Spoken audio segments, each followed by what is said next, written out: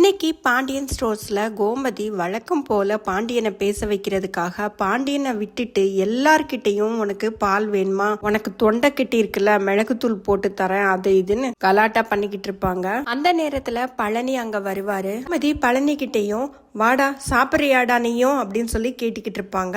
என்னடா எதிர்த்த வீட்டுல விசேஷம், ஆமாஞ்சட்டெல்லாம் வந்து இறங்குது, எல்லாரும் அங்கிட்டும் இங்கிட்டும் ஓடிக்கிட்டே வேலை பாக்குறாங்க, என்னடா எதுவும் விசேஷமா அப்படின்னு சொல்லிட்டு கேட்பாங்க. பழனி, அட கண்டுபிடிச்சிட்டியா நீ, குமாருக்கு நிச்சயதார்த்தம் பண்ணிருக்காங்க, பெரிய தியேட்டர் ஓனரோட பொண்ணு. கோமதி பழனி கிட்ட என்ன சொல்வாங்கன்னா, பொண்ணு வீட்டுல எல்லாம் பையனை பத்தி நல்லா விசாரிச்சுட்டாங்களாடா அப்படின்னு கேட்பாங்க. அதெல்லாம் விசாரிச்சு 2 குடும்பமும் சேர்த்துதான் இந்த முடிவு எடுத்திருக்காங்க அப்படின்னு சொல்வாரு. அடுத்த நாள் காலையில எல்லாருமே நிச்சயதார்த்தத்துக்கு கிளம்புறதுக்கு ரெடி ஆகிக்கிட்டு இருப்பாங்க குமாரோட வீட்டுல. அந்த பொண்ணு வீட்டுல இருந்து பொண்ணோட தாய் மாமா அங்க வருவாரு. முத்துவேல் கிட்டையும் சக்திவேல் கிட்டையும், நீங்க ஏன் மாப்பிள்ளைய பத்தி எந்த உண்மையும் எங்க கிட்ட சொல்லல, நாங்க எங்க பொண்ணை பத்தின எல்லா உண்மையும் சொல்லிட்டோமே, குமாருக்கு ஏற்கனவே கல்யாணம் ஆனதை நீங்க ஏன் சொல்லல, உங்க தங்கச்சி பொண்ணுக்கும் குமாருக்கும் ஏற்கனவே கல்யாணம் ஆனதா நாங்க விசாரிச்சதுல எங்களுக்கு தகவல் கிடைச்சது, நீங்க ஏன் இதெல்லாம் முன்னாடியே எங்க கிட்ட சொல்லல, இப்படி இருக்கும்போது எங்க பொண்ணு மட்டும் எப்படி சந்தோஷமா இருக்க முடியும், இந்த கல்யாணம் இனிமே நடக்காது, இதோட நிறுத்திக்கலாம் அப்படின்னு சொல்லிட்டு நிச்சயத்தையும் கல்யாணத்தையும் நிறுத்திட்டு போயிடுவாரு. பழனி அடுத்த நாள் பாண்டியன் வீட்டுக்கு வருவாரு. அப்ப திரும்பவும் கோமதி சாப்பிட சொல்லி கேட்டுக்கிட்டு இருப்பாங்க. அது எப்படிமா சாப்பிடுவாரு, அவர் தான் நிச்சயதார்த்தத்துக்கு போகணுமே அப்படின்னு சொல்லி சரவணன் சொல்லிக்கிட்டு இருப்பாரு.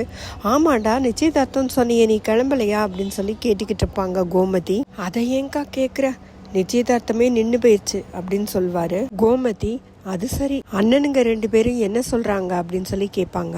அவங்க 2 பேரும் எப்ப அடிச்சுக்குவாங்களோ சண்டை போடுவாங்களோ அந்த நிலைமையில தான் அங்க போய்கிட்டு இருக்கு. அண்ணிங்க 2 பேரும் தான் ரொம்ப அழுறாங்க வருத்தப்பட்டு அப்படின்னு சொல்வாரு. அதுக்கு கோமதி, எனக்கும் அவங்க நல்லா இருக்கணும்னு தான் இருக்கு, ஆனாலும் இதே மாதிரி என் பொண்ணோட கல்யாணத்தை நிறுத்தி எப்படி எங்களை வேதனைப்பட வச்சாங்க, நான் எப்படி அழுதிருப்பேன், இருக்கட்டும் இருக்கட்டும், அவங்களும் கொஞ்சம் அலட்டும் அப்படின்னு சொல்லுவாங்க. மீனா கோமதியை பார்க்கறதுக்காக பாண்டியன் வீட்டுக்கு வந்துகிட்டு இருப்பாங்க. அப்போ வாசல்ல சரவணன் கிளம்பிக்கிட்டு இருப்பாரு வெளியில.